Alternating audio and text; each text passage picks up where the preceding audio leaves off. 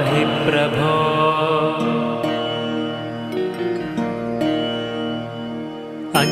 अज्ञाननाशाय विज्ञानपूर्णाय सुज्ञानदात्रे नमस्ते गुरो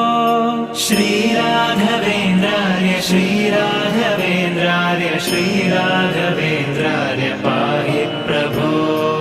आनन्दरूपाय नन्दात्मज श्रीपदाम्भोज भजे नमस्ते गुरो